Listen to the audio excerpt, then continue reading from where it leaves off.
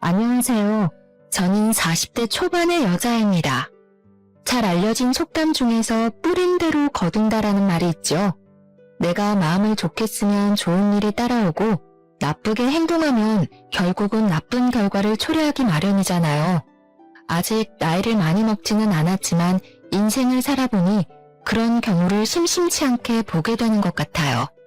더군다나 얼마 전에 전 시어머니를 마주치고 나니 더욱 이 말이 생각이 났답니다. 전 시어머니를 마주친 건 정말 우연이었어요. 날씨가 좋아서 아직 돌이 안 된 아들을 유모차에 태우고 산책을 하던 중이었는데요. 작은 마트 앞을 지나가는데 경찰차도 와 있고 아주 소란스럽더라고요. 그래서 아기에게 시끄러울까봐 최대한 멀찍이 떨어져서 가려고 하는데 어떤 초라한 행색을 한 할머니가 마트 주인에게 바락바락 악을 쓰고 있었어요.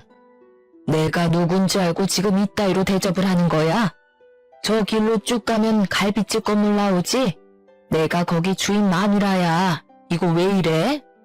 아이고, 건물주 마누라가 소주 한 병 살 돈이 없어서 훔치려고 그랬어? 내가 돈이 없어서 빵을 훔쳤다던가 두부를 훔쳤다면 그냥 봐주고 말아. 그 처지에 술은 또 먹고 싶었나 보지? 뭐야? 이 옆에 내가 진짜 보자 하니까 그깟 돈 주면 될 거 아니야. 내일 갖다 준다니까 경찰까지 부르고 지랄을 떨어. 계속 이렇게 소란 피우시면 공무집행 방해죄도 추가됩니다. 얼른 차 타세요. 마트 주인에게 악을 쓰는 목소리를 들으니 본능적으로 뒷덜미가 찌릿하더라고요. 혹시나 하고 얼굴을 보니 벌써 술을 먹었는지 얼굴이 벌개진 전 시어머니가 맞는 게 아니겠어요? 예전에는 옷도 화려하게 입고 머리도 항상 미용실 가서 세팅을 해서 50대 뺨칠 것처럼 생겼었는데 지금은 완전히 초라하게 늙은 할머니의 모습이었어요. 머리도 거의 백발에 마구 헝클어져 있더라고요. 저를 알아볼까 무서워 얼른 자리를 피하려고 열심히 유모차를 밀었답니다. 전 시어머니 쪽을 한번 흘깃했는데 글쎄 눈이 딱 마주쳤지 뭐예요? 순간 저를 알아본 전 시어머니가 저를 향해 고래고래 소리를 치기 시작했죠. 너 맞지? 야, 이리 와봐. 제가 내 며느리야. 야, 어딜 도망가 이리 와. 전 시어머니가 저를 향해 쫓아오려는데 경찰이 딱 잡고 막아서더라고요. 정말 다행이었죠. 저는 악에 바친 전 시어머니 목소리를 뒤로 한 채 얼른 집으로 돌아와서야 한시름 놓을 수 있었어요. 아기를 키우느라 한동안 전시무의대에 잊고 살았는데 그때 기막혔던 일들이 영화처럼 머릿속을 스쳐가네요. 사연을 다 들으시면 여러분도 그때 제가 얼마나 충격을 받았을지 이해를 해주실 것 같아요. 그럼 제 이야기를 한번 시작해 볼게요. 저는 40대 초반까지 결혼을 하지 않았던 골드미스였어요. 대학교를 졸업하고 바로 중견기업에 취직해서 열심히 일만 했죠. 주변 친구들은 다 결혼하고 아이까지 낳을 때 저는 일만 했으니 팀장이란 직함은 얻었지만 항상 마음이 공허하더라고요. 이대로 자유롭게 살자고 생각이 들다가도 친구 돌잔치에 가면 또 그렇게 부러울 수가 없고요. 그러던 중에 친구의 지인이었던 남편과 우연히 만나게 되었죠. 오랜만에 만난 대학교 동창과 회사 근처에서 저녁을 먹고 있었는데 마침 친구의 지인이던 남편이 지나가다가 아는 척을 하더라고요. 그렇게 합석을 하게 되어 같이 얘기를 나누게 되었는데요. 남편은 저보다 3살이 많았는데 작게 사업을 하고 있다고 하더라고요. 그래서 그런지 성격이 활발하고 호탕한 것 같았어요. 평소 제가 남자다운 성격을 가진 남자를 좋아해서 그런지 살며시 호감이 생기더라고요. 그렇지 않아도 내가 두 사람 소개시켜주면 어떨까 생각했는데 정말 인연인가 봐. 이렇게 만나네? 이렇게 아름다우신 분이 아직 싱글이란 말이야? 진작 소개해줬어야지. 저는 남편의 너스레에 부끄러웠지만 싫지는 않더라고요. 그렇게 연락을 이어가며 몇 번 만나다 보니 자연스레 사귀는 사이가 되어 있었죠. 서로 나이가 많이 찼다 보니 결혼 얘기도 빠르게 나오게 되더라고요. 만난 지 1년도 되지 않았는데 남편이 프로포즈를 했고 저도 받아들였죠. 처음 시댁에 인사를 드리러 가게 되었는데 제가 아무래도 나이가 있다 보니 좀 긴장이 많이 되었답니다. 시댁은 5층짜리 건물 가장 꼭대기층에 살고 있었는데 그 건물이 시부명이라고 하더라고요. 1층은 그 동네에서 유명한 갈비집이 들어와 있어서 보통 동네에서 갈비집 빌딩이라고 부른다고 했죠. 건물에서 나오는 월세로 생활을 하신다고 하는데 금전적으로 넉넉하게 지내고 계시는 것 같았어요. 집 안에 들어가 보니 시모가 원해서 인테리어를 새로 한 지 얼마 되지 않았다고 해요. 아주 현대적으로 삐까번쩍하게 꾸며놨더라고요. 우리 아들이 너무 잘나서 어떤 여자를 데려올까 했는데 생각보다 나이가 많네. 사실 우리 아들 능력이면 20대랑도 결혼할 수 있는데 비슷한 나이대면 서로 생각도 맞고 좋지 뭘 그래. 너무 어린 것보단 사회생활을 좀 한 게 낫다. 어머, 그래서 당신은 10살 넘게 차이 나는 신부를 맞았어요? 시모가 시부에게 엄청 아양을 떨더라고요. 시부도 싫지 않은지 그 모습을 마냥 바라만 보고 있는데 좀 일반적인 부분은 아닌 것 같은 느낌이 들었어요. 시모의 차림새도 보통 그 나이대보단 훨씬 젊게 입어서 제 언니라고 해도 믿겠더라고요. 역시나 나중에 남편에게 물어보니 친어머니는 암에 걸리셔서 남편 20대 초반일 때 돌아가셨다고 해요. 그리고 시부는 지금의 시모와 10년 전에 재혼을 하셨다고 하더라고요. 친정 부모님은 다 은퇴하셨다고? 그럼 생활은 뭘로 하셔? 우리처럼 건물이 있나? 아님 돈 나올 구멍이 따로 있어? 아버지가 연금을 넉넉하게 받으시는 편이라 그걸로 생활하고 계세요. 제가 매달 용돈 챙겨드리고 있고요. 뭐 그럼 딱히 넉넉하진 않겠네. 우리 집안이랑 좀 차이가 나서 좀 그렇네. 그나저나 결혼하면 시부모 용돈도 똑같이 챙겨줘야 되는 거 알지? 그런 건 기본 중에 기본이잖아. 애들 힘들게 일하는데 용돈은 무슨. 내가 돈 충분히 주잖아. 괜히 그런 걸로 애들 괴롭히지 마. 저는 사실 시댁에서 결혼을 반대하면 당연히 툭툭 털고 안 하려고 생각하고 있었어요. 시모가 하는 말이 마음에 걸려서 결혼에 대해 다시 생각해봐야겠다는 마음이 들었죠. 친구들에게 하도 고부 갈등에 대한 하소연을 많이 들어서 굳이 피곤하게 그런 걸 경험하면서 살고 싶진 않았거든요. 저는 제 커리어에도 자부심이 있고 연봉도 나쁘지 않기 때문에 그런 대접을 받으면서까지 진행할 필요는 없으니까요. 하지만 시부가 트인 생각을 가진 분 같았고 결혼하라고 시원하게 지원을 해주시더라고요. 남편이 시원시원하게 결혼을 밀어붙여서 정신이 들었을 땐 이미 결혼식을 다 끝내고 신혼여행까지 다녀온 후였답니다. 결혼을 했다고 해도 일은 놓고 싶지 않았기에 회사는 계속 다니고 있었죠. 남편도 사업을 하다 보니 매일 밤늦게 들어와서 신혼생활을 잘 즐기지를 못하겠더라고요. 저는 퇴근하고 오면 너무 힘들어서 빨리 쉬기 바쁘고 남편은 거의 밤에 오니 같이 저녁을 먹을 때도 별로 없고요. 이런 게 결혼인가 싶고 오히려 연애할 때보다 더 외로운 기분이 들기도 했죠. 다 잡아둔 물고기라고 생각을 하는지 연애할 때는 그렇게 연락도 자주 하더니 이제는 늦게 들어와도 연락 한 통 없었어요. 저도 서운함이 계속 쌓여가니 서로 서먹해진 상황에서 어느 날 남편이 출근 전에 이런 말을 하는 거예요. 근데 우리 나이도 있는데 아기를 먼저 가져야 되지 않아? 나는 나를 닮은 애를 꼭 갖고 싶거든.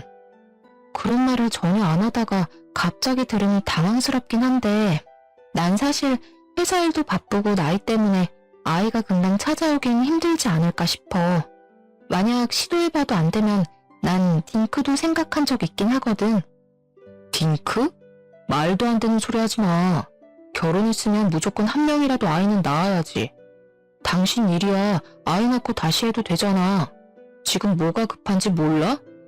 저도 저를 빼닮은 아기를 갖고 싶었고 남편이 너무나도 아이를 원했기 때문에 열심히 노력해 보기로 했어요. 친정엄마가 임신이 잘 되는 한약도 지어다 주셔서 빼놓지 않고 먹었죠. 몸이 건강해야 한다고 해서 평소에 운동도 싫어했지만 요가 수업도 듣기 시작했답니다. 저는 제 나름대로 노력을 하고 있는데 먼저 임신 계획하자던 남편은 무슨 생각인지 전혀 협조를 안 하더라고요. 사업한다고 일주일에 5일은 술을 먹고 들어오길래 아이가 갖고 싶으면 술을 끊어야 한다고 몇 번이나 말해도 듣지 않았죠. 당신 아기 갖고 싶다며 내가 술 먹지 말라고 했지. 내가 운동을 하라고 했어. 인스턴트를 못 먹게 했어. 그런 거 다 못해도 술이라도 끊어달라고 했잖아. 어이씨, 네가 사업에 대해 뭘 알아. 사업은 접대야. 거래를 틀려면 접대를 해야 된다고. 이게 다 일하는 거라니까? 나만 한약 먹고 운동하고 노력하면 뭐해. 하늘을 봐야 별을 따지. 나중에 내 탓하지 마. 야, 애는 네가 낳는 거지 왜 나한테 그래? 네가 20살이었어 봐. 내가 술을 먹든 말든 그게 무슨 상관이야? 매일 같은 문제로 싸우기 시작하니까 남편한테 점점 정이 떨어지더라고요. 결혼을 해도 행복하지가 않고 매일 스트레스를 받으니 점점 후회가 되기 시작했어요. 저는 더 이상 남편이 술을 먹고 와도 말도 걸지 않고 먼저 자버렸죠. 그랬으면 저의 달라진 태도를 알아채고 반성을 해야 되는 거 아닌가요? 제가 신경을 껐다고 생각을 했는지 아예 새벽 늦게 들어오는 날이 점점 늘어나기 시작했답니다. 그러던 어느 날은 인사불성이 돼서 회사 직원이 집까지 데리고 왔더라고요. 남편은 현관복도에 널브러져서 여기가 어딘지도 모르는 모양이었어요. 남편이 토를 하려는지 자꾸 욱욱대서 남편을 억지로 일으켜 앉혔죠. 그리고 귀 양쪽에 비닐봉투를 걸어버렸답니다. 야, 이거 뭐야? 아, 답답해. 아, 이거 빼. 야, 예솔아. 우리 예솔이가 제일 부드럽다니까. 남편이 비닐봉투를 확 빼더니 제 다리를 쓰다듬기 시작했습니다. 저는 너무 화가 나서 온 힘을 다해 남편 얼굴을 확 밀쳐버렸답니다. 남편이 억소리를 내면서 바닥에 머리를 쿵 찧었어요. 정말 남편이 나를 배신했다는 생각에 너무 실망스럽고 화가 머리끝까지 났죠. 이런 남자를 믿고 아이를 가지려고 노력하는 게 맞는 건가 싶은 마음이 들었답니다. 그 뒤로 한동안 저는 남편과 단 한마디 말도 섞지 않았어요. 남편도 자신이 실수한 걸 알았는지 저에게 섣불리 말을 걸지 못하더라고요. 저녁에도 일찍 들어오는 날도 생겼지만 전 신경 쓰지도 않고 안방 문을 걸어 잠궈버렸죠. 주말엔 몇 주 전부터 시댁 식구들과 저녁 모임을 하기로 약속을 잡아놓은 상태라 가야 될지 말아야 될지 고민이 되었는데요. 안 가면 둘이 싸웠다는 걸 시부모님도 다 알게 될 테고 그럼 또 시끄러워질 게 뻔하니까 생각만 해도 머리가 아프더라고요. 내가 실수한 건 인정할게. 이제 술 먹는 거 자제할 테니까 오늘은 같이 자자. 당신이 아버님 무서워서 이러는 거 다 알아. 내가 그때 술주정하는 걸 녹음해놨어야 하는데 분해 죽겠어. 오늘 가서 아버님한테 당신이 아가씨들 있는 곳까지 드나든다고 말할 건데 그래도 같이 가줬으면 좋겠어? 여보, 왜 그래? 아버지 아시면 진짜 난리나. 돈 빌려주신 거 당장 갚으라고 하실 거라고. 접대 때문에 어쩔 수 없이 한두 번 간 거야. 술 취해서 제정신 아니었잖아. 한 번만 봐줘. 다신 안 그럴게. 기분 좀 풀어, 응? 알았어. 그럼 오늘은 같이 가줄 테니까. 난 더 이상 아이 가지려고 노력 안 할 거니까 그렇게 알아. 당신 태도가 바뀌면 그때 생각해 볼 거야. 그렇게 남편과 함께 시댁으로 향했어요. 사이가 서먹해져서 어색한 공기가 내내 감돌았죠. 시부는 건물 1층에 있는 갈비집으로 저희를 데려가더라고요. 세아가 우리 건물 안에 있어서가 아니라 여기가 진짜 맛있기로 유명한 곳이란다. 많이 먹어라. 그런데 아직 좋은 소식은 없는 거니? 아이 여보, 아직 신혼을 더 즐겨야지 무슨 그런 소리를 해요. 애들 부담되게. 젊은 나이가 아니니까 얼른 아이 낳고 즐겨도 충분하다. 내가 자식은 이놈 하나라 손이 아주 귀해. 내가 손주 하나만 있으면 소원이 없겠다. 새아가가 아들만 낳아주면 내가 이 건물 너희들 공동명의로 바로 증여해주마. 정말이요? 아버지 눈에 흙 들어가실 때까진 절대 안 주신다면서요. 아들만 낳으면 증여해 주실 거예요? 여보, 기분 좋다고 너무 앞서 나가시네. 아직 아기도 안 가졌는데 그런 약속을 하시고. 실없는 소리라고 생각해들. 어튼 소리 아니다. 내가 오래 생각한 끝에 새아가를 보고 얘기하는 거니까 새아가는 떡두꺼비 같은 손주만 나에게 안겨다오. 저는 사실 건물엔 크게 관심이 없어서 시큰둥했는데요. 준다면야 감사히 받겠지만 아들 낳으라는 조건을 저렇게 거시니 기분이 썩 좋지는 않았어요. 저는 제 나름대로 돈도 잘 벌고 있고 제 힘으로도 충분히 나중에 우리 힘으로 집도 장만할 수 있을 거라는 자신감이 있었거든요. 하지만 남편은 그 말을 듣고 얼굴에 광채가 돌더라고요. 그동안 어지간히 아버지 건물을 받고 싶었던 모양이었어요. 느낌이 싸해서 시모 쪽을 돌아봤는데 저를 찌려보고 있다가 얼른 시선을 거두더라고요. 시모는 밥을 먹는 내내 말도 한마디도 안 하고 굉장히 기분이 나빠 보였죠. 그 일이 있고 몇 주 정도 흘렀을 때였어요. 회사에 있는데 뜬금없이 시모가 전화를 했더라고요. 전에 저녁 식사하기 전까진 거의 매일 아침마다 이상한 건강 관련 메시지나 쓸데없는 동영상을 보내와서 스트레스를 받고 있었는데요. 요즘은 통 연락이 없길래 굉장히 편했는데 전화가 오니 살짝 당황스러웠죠. 곧 퇴근 시간 아니니? 집에 몇 시에 도착하니? 내가 기니 할 말이 있으니까 집으로 가마. 오늘 저녁이요? 일이 밀려서 좀 늦게 퇴근할 것 같은데 어떡하죠? 미리 연락을 주시면 좋았을 텐데요. 며느리인 네가 시어머니 내 시간에 맞춰야지 내가 네 뒷공문이 쫓아다니리? 잔말 말고 일찍 퇴근해서 집으로 와. 난 벌써 니네 아파트 근처에서 기다리고 있으니까. 널 보면 한 번에 내내 한 적이 없어 아주. 저는 어쩔 수 없이 일찍 퇴근해서 집으로 달려갔어요. 시모는 못마땅한 얼굴로 현관문 앞에 서 있더라고요. 비밀번호는 절대 알려주고 싶지 않아서 조금만 기다리라고 했더니 그게 마음에 안 든 눈치였답니다. 부랴부랴 가방을 내려놓고 소파에 앉아있는 시모한테 주스를 건네주고 옆자리에 앉았죠. 무슨 급한 일이라도 있으세요? 하실 말씀이 뭐예요? 아니 그냥 뭐 이거 좀 전해주고 안부도 묻고 하려고 왔지. 자, 이거 받아라. 네가 일을 많이 하는 것 같아서 내가 내 보약 지으면서 한 척 같이 지었어. 매일 빠뜨리지 말고 먹거라. 안 그러셔도 되는데. 네, 감사합니다. 근데 너희 아기 가지려고 노력은 하고 있니? 낳을 생각이 확실히 있는 거고 요즘 둘 다 너무 바빠서 딱히 노력할 시간이 없긴 하네요. 아버님께서 뭐라고 하세요? 아니 그게 아니고 사실 나는 아기 안 가져도 괜찮겠다는 생각이 들어서 말이야. 네가 사실 아기 가지기가 좀 힘든 나이 아니니? 너무 스트레스 받지 말라 이거지. 요즘 젊은 사람들은 아이 안 갖고 둘이서 재밌게 사는 사람들도 많더라. 아, 네. 근데 재우씨가 아이를 너무 원하긴 해서요. 저도 한 명은 낳고 싶어서 생기면 축복이죠. 재우야 그렇다 쳐도 너도 속이 훤히 보인다. 너도 건물이 받고 싶긴 한가 보구나. 그거 아버님이 그냥 하신 말씀이니까 흘려들어. 요즘 시대에 너처럼 자기 일하면서 사는 게 좋은 거야.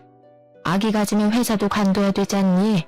여러모로 잘 생각을 해봐라. 시모는 쌀쌀맞게 말을 끝내고는 바쁘다면서 횡하고 가버리더라고요.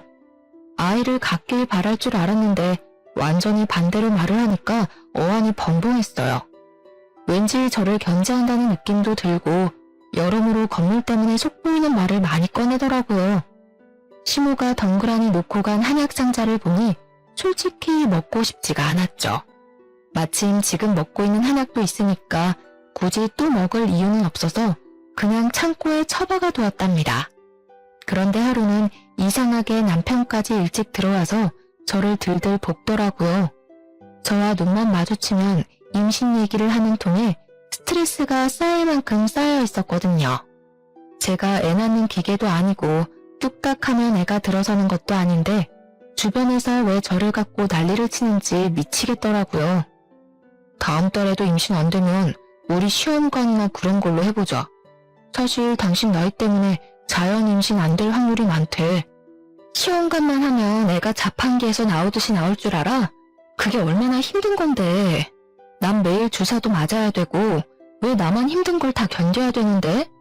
야, 그럼 내가 낫냐? 여자가 낫는 거잖아. 나도 답답하다고. 이럴 줄 알았으면 어린애랑 결혼하는 건데 아버지가 갑자기 그런 걸로 건물 준다고 할 줄 누가 알았냐고. 지금 그 건물 받으려고 이 난리를 치는 거야? 아기를 무슨 돈 버는 수단으로 생각하니? 당신은 막상 아기 낳으면 똥기저귀 한 번 안 갖다 버릴 위인이야.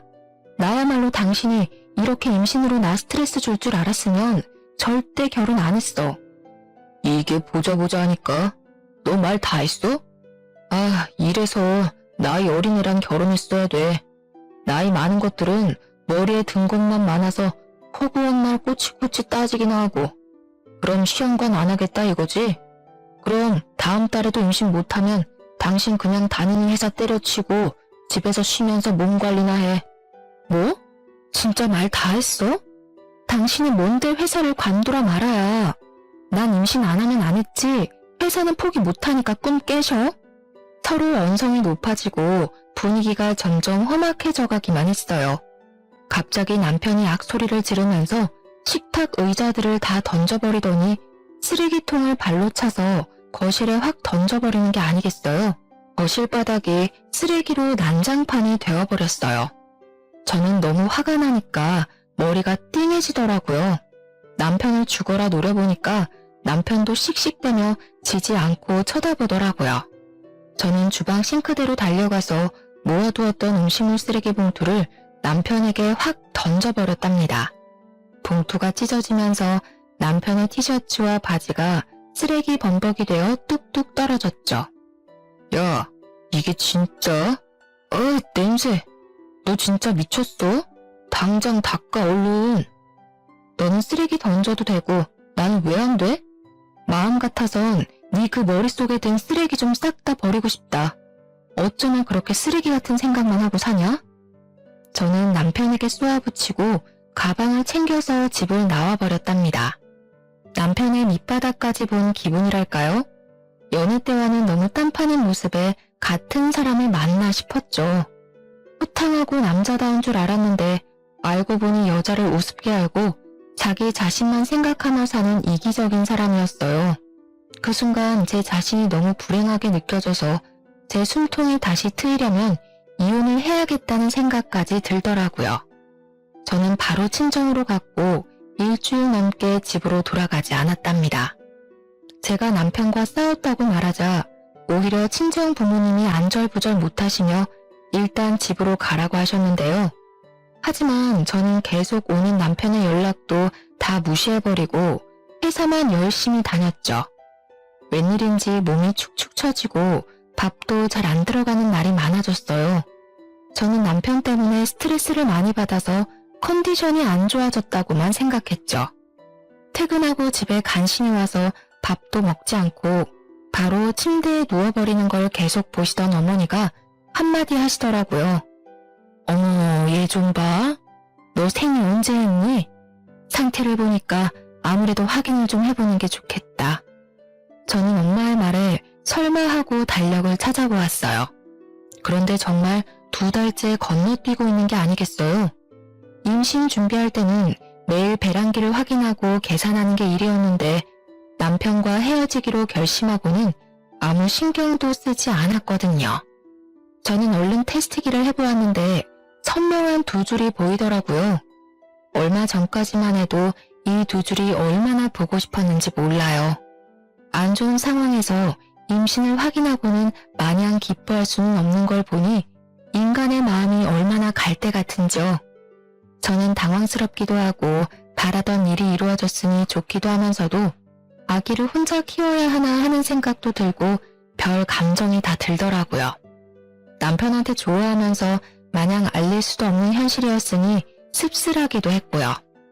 저는 엄마에게 당분간 우리만 알고 있자고 하고 테스트기를 서랍 안에 넣어놨어요. 저녁을 먹는 내내 남편에게 알려야 하는지 말아야 하는지 생각하느라 무슨 맛인지도 모르고 먹었던 것 같아요. 그때 초인종이 울리더니 남편이 상기된 얼굴로 들어오는 게 아니겠어요?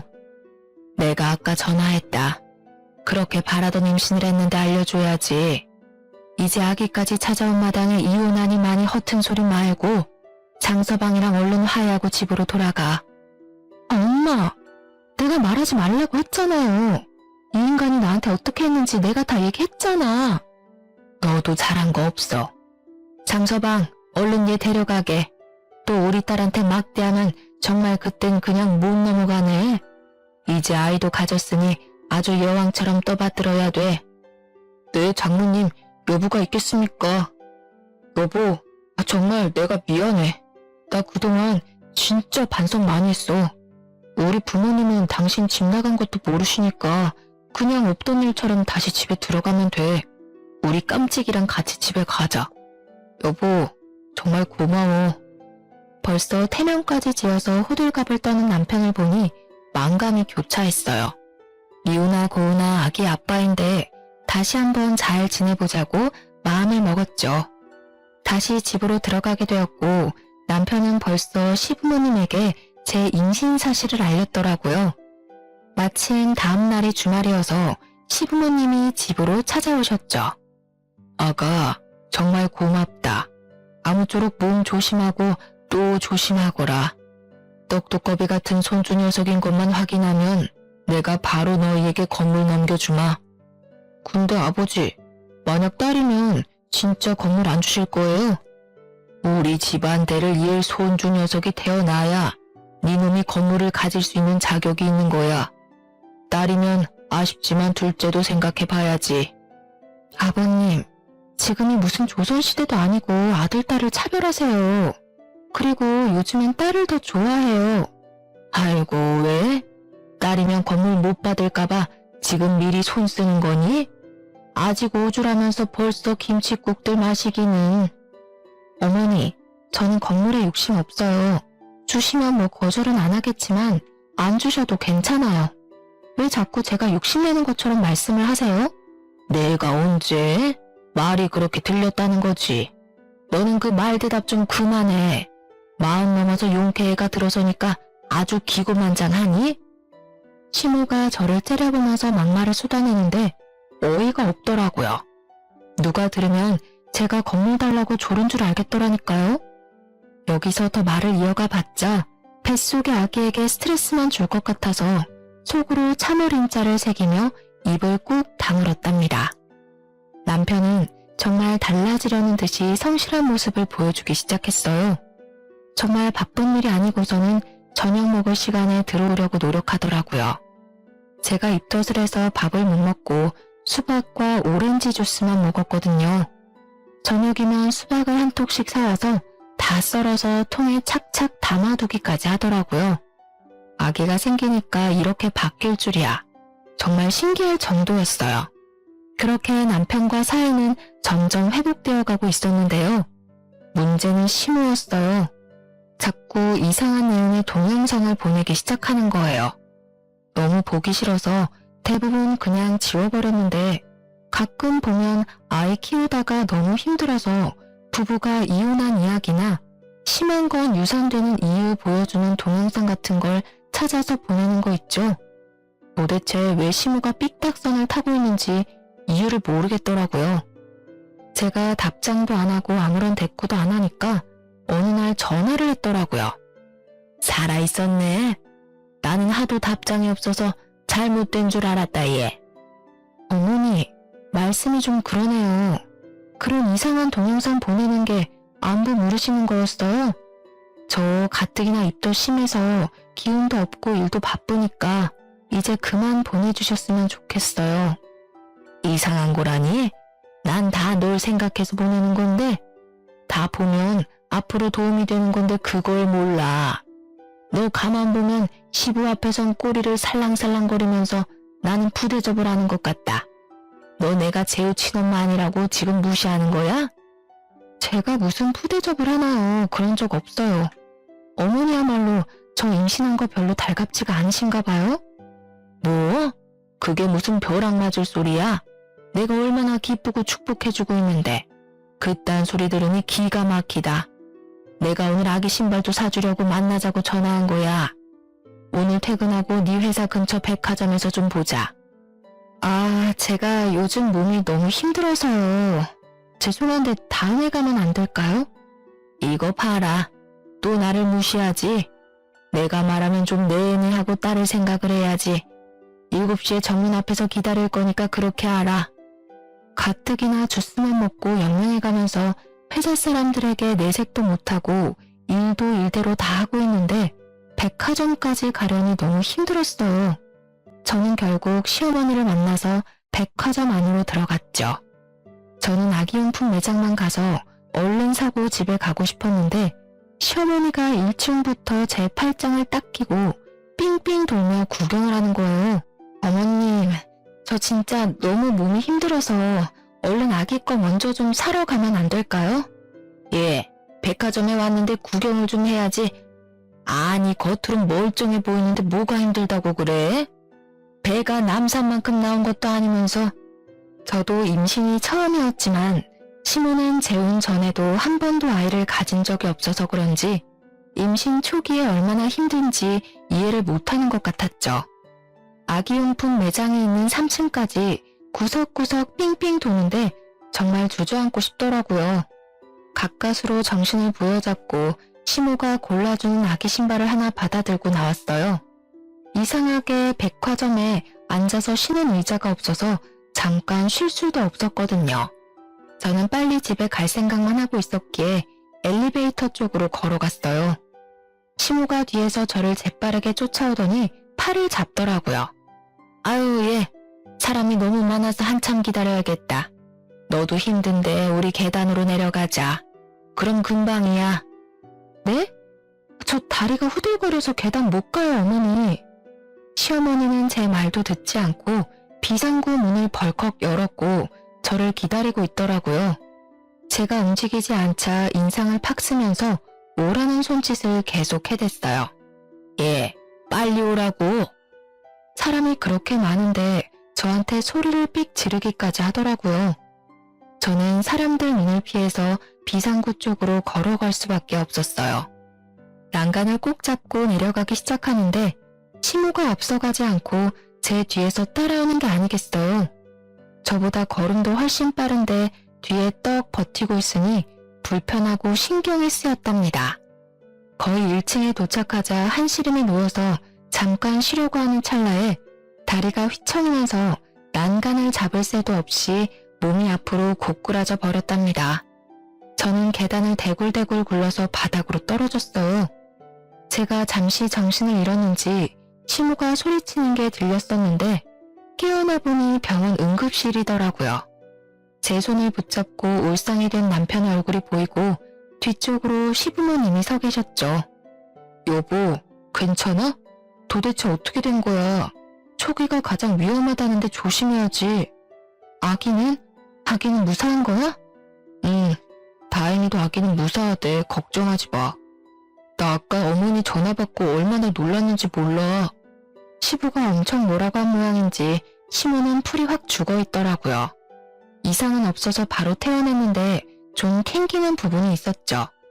제가 넘어질 때 시모가 다리를 건 듯한 느낌이 들었던 것 같은 거예요. 근데 확실하지가 않고 저도 정신이 없었기에 그냥 넘길 수밖에 없었어요. 그 이후로는 왠지 시모와 거리를 둬야겠다는 생각이 들었답니다. 이제 임신한 지도 거의 12주가 가까워지고 있었어요. 이때쯤이면 아들인지 딸인지 알려주신다고 해서 남편이 정기검진 날짜만 엄청 기다리고 있더라고요. 입덧도 사라지고 백화점 사건 이후로 시모도 연락이 없어서 평화로운 날을 보내고 있었는데요. 어느 날 주말에 남편도 약속이 있다고 나가서 저 혼자 푹 쉴 마음으로 여유롭게 아침을 먹고 있었죠. 갑자기 초인종이 울려서 나가보니 시모가 쫙 빼입고 서 있는 게 아니겠어요. 예, 얼른 옷 입어라. 병원이 1시면 문 닫으니까 빨리 가야 돼. 네? 갑자기 무슨 병원을 가요? 어디 아프세요? 나 말고 너 말이야. 내가 잘 아는 산부인과 의사가 있는데 내가 하도 너 노산이라 걱정을 하니까 한번 데려와서 검진도 싹 해주고 도움도 주겠다고 하더라. 어서 따라 나서. 저 지금 다니는 산부인과도 좋은 곳이에요. 저 괜찮아요. 그렇지 않아도 다음 주에 정기검진 가요. 또 말대답. 한 번에 좀 얘기할 순 없어? 내가 다 우리 집안 잘 되고 너 잘 되라고 이렇게 사방을 다니면서 나서면 좀 고맙다고 따라 나서면 될걸. 빨리 못 나와? 유명한 의사라 약속 잡기 힘들어. 뜬금없이 와서 얼마나 호들갑을 떨면서 정신도 못 차리게 하는지 어느새 택시에 떠밀려서 타고 있더라고요. 그렇게 30분은 갔을까요? 무슨 변두리에 있는 것 같은 허름한 병원에 저를 데려가더라고요. 유명하다더니 들어갔는데도 환자 한 명 없었고 간호사 딱 한 명 앉아있더라고요. 저는 기분이 너무 나빴지만 일단 시모가 하는 대로 지켜봤죠. 무슨 병원이 접수도 안 하고 바로 진료실로 들어오더라고요. 의사는 시모와 비슷한 또래의 남자였어요. 인상도 별로고 눈도 은은해 보여서 보는 순간 소름이 끼치더라고요. 그 의사한테 배를 보여줘야 한다니 너무 싫었는데 시모가 억지로 끌어서 침대에 눕히더라고요. 아주 건강한데? 그리고 아들이네? 이거 보이지? 뭐? 아니, 뭐요? 아들이요? 진짜 확실한 거예요? 저는 사실 그동안 초음파 사진을 보고 아들이라고 짐작은 하고 있었는데 이렇게 확인을 하게 되었네요. 시모는 아들이라는 소리를 듣고 얼굴이 파래지며 부들거리더라고요. 어머니, 저를 여기 왜 데려오신 거예요? 지금 설마 아들인지 아닌지 그거 확인하러 오신 거예요? 도대체 여기서 무슨 도움을 받으러 온 건데요? 저 지금 굉장히 기분이 나쁘거든요? 저는 의사 손을 팍 쳐버리고 침대에서 내려와 진료실 밖으로 나가버렸어요. 너무 열이 뻗쳐서 정수기에서 냉수를 한참 뽑아 마시고 심호흡을 했죠. 심호를 두고 그냥 나와버리려고 했는데 가방을 진료실 책상에 두고 왔더라고요. 그래서 다시 진료실 쪽으로 걸어갔는데 문이 살짝 열려진 채로 둘이 심각하게 얘기를 하고 있더라고요. 어떻게 방법 없겠어? 아니 하필 왜 아들이야? 혹시 먹으면 잘못되는 그런 약 같은 건 없어? 이미 손 쓰기엔 너무 늦었어. 약 먹는다고 해도 잘못하면 장애아로 태어날 수도 있는 거고 아주 위험해. 그러게 내가 좀 더 빨리 끌고 오랬잖아. 저 화상이 말을 들어먹어야 말이지. 오늘도 끌고 오느라 얼마나 힘들었는데. 그럼 수술밖엔 방법이 없는 거야? 대화를 듣고 있으니 머릿속이 하얘지며 몸이 부들부들 떨려왔죠. 임신을 달가워하지 않는 건 느끼고 있었지만 이렇게 무서운 생각을 하고 있는지는 상상도 하지 못했으니까요. 시모의 소름 끼치는 두 얼굴을 보니 어떻게든 증거를 남겨야겠다는 생각이 들었어요. 다행히 주머니에 핸드폰이 있어서 뒤늦게라도 얼른 비디오를 찍었답니다. 그리고는 혼자 서둘러 나와 집으로 가버렸어요. 저는 저녁에 남편이 올 때까지 기다렸다가 함께 시댁으로 갔어요. 제가 집 안에 들어서자마자 시모가 큰 소리를 치기 시작하더라고요. 연락도 없이 너 혼자 가버리면 어떡하니? 가방도 두고 가서 얼마나 걱정했는지 알아? 애가 기본이 안 돼 있어. 걱정이요? 같이 있다간 또 무슨 수작을 부릴 줄 모르니까 제가 얼른 도망친 건데요? 뭐? 수작? 이게 아주 막 나가네. 내가 재혼했다고 지금 이렇게 무시를 하는 거야? 여보, 얘 말하는 것 좀 봐요. 나를 얼마나 무시하는지 봤죠? 이간질 시키려면 상대 봐가며 제대로 했어야죠. 그럼 이건 어떻게 설명할 건데요? 저는 아까 찍은 비디오를 열어 시부모와 남편에게 보여줬습니다. 그걸 본 시모가 얼굴이 사색이 돼서 핸드폰을 뺏으려고 하더라고요. 저는 얼른 시모의 손을 쳐버렸어요. 내가 참아보려고 했는데 사람이 할 짓이 있고 못할 짓이 있는 거예요. 아무리 친자식이 아니라도 어떻게 손주를 잘못되게 할 생각을 할 수가 있어요? 이게 지금 우리 아기 두고 하는 말이란 말이야? 이 아줌마가 진짜 미쳤네? 그동안 아버지 생각해서 대우해줬더니 진짜 내 엄마라도 된 것 같아? 아, 딱 알겠네. 이 건물 나한테 넘어갈까봐 이런 짓을 꾸민 거지? 그렇다고 이게 당신께 될 것 같아? 아니, 그게 아니라 오해가 있는 것 같은데 우리 손주 얘기를 한 게 아니라 이 의사가 내 친구인데 다른 환자 얘기를 한 거야. 너는 나한테 물어보지도 않고 이렇게 오해를 하니? 오해요? 일부러 저기까지 끌고 가서 뭔 짓을 하려고 했는지 저 의사 데려다가 물어볼까요? 내가 이걸로 저 의사 고소할 수도 있어요. 그리고 예전에 나한테 준 한약도 몸 차게 만들어서 애 못 갖게 하는 약이었던 거 내가 모를 줄 알았어요. 그냥 넘어가 주니까 누굴 바보로 알아요? 갑자기 심호의 얼굴이 울그락 푸르락 대더니 제 뺨을 세게 내려치는 게 아니겠어요. 저는 너무 놀라서 바닥에 주저앉았어요. 남편이 심호를 확 밀치고 저를 일으켜 안았죠. 이 여자 진짜 미친 거 아니야? 감히 누굴 건드려? 아버지, 왜 이 꼴을 보고도 아무 말이 없으세요? 예? 시부는 아주 침착한 표정으로 소파에 앉아있다가 안방으로 들어가 무슨 서류 봉투를 가져오더라고요. 그러더니 시모의 얼굴에 확 던져버렸죠. 당신 왜 이래요?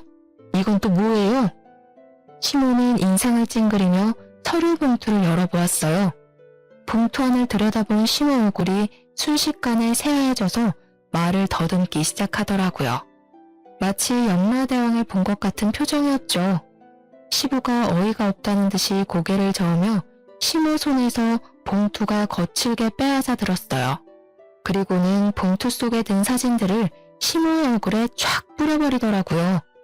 당황한 시모가 어떻게든 사진을 숨기려고 땅바닥에 엎어져 추한 꼴을 보이기 시작했어요.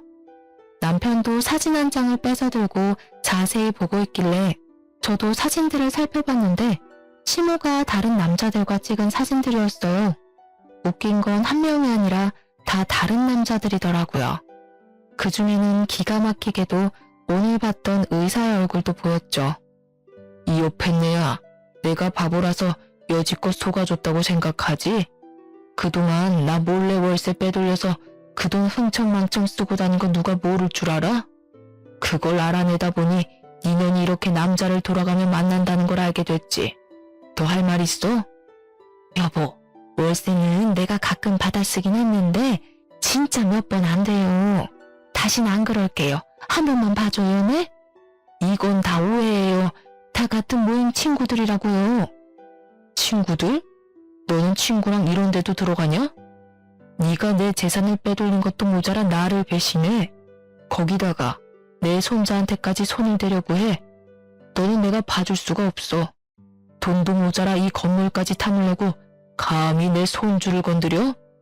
시모는 화장이 다 번져서 거머진 눈물을 줄줄 흘리며 시부의 다리를 붙잡고 늘어지더라고요. 여보, 제발 한 번만 봐줘요. 지금부터 죽은 듯이 살게요. 제발 버리지만 말아요. 당신 없이 나는 못 살아요. 내가 아니라 내 돈 없이 못 사는 거겠지. 당장 내 집에서 꺼져. 지금 안 나가면 내 손주 건드린 채 톡톡히 물릴 줄 알아. 이게 당신한테 주는 마지막. 시모는 시부의 손에 끌려서 건물 1층 밖까지 쫓겨나갔어요. 창문 밖으로 보니 시모는 건물 앞에 주저앉아서 소리를 지르며 울고 있더라고요. 몇 시간이 지나도 그 앞에 있어서 사람들이 웅성웅성 대기도 했죠. 보다 못한 남편이 경찰에 신고를 했고 경찰과도 한창 실랑이를 하다가 결국은 경찰차를 타고 가면서 마무리가 되었답니다. 그 후로 매일 시모가 건물 앞에 와서 시부를 찾으면서 울어서 영업방해로 여러 번 경찰이 찾아오기도 하고 소란이 계속되었다고 해요.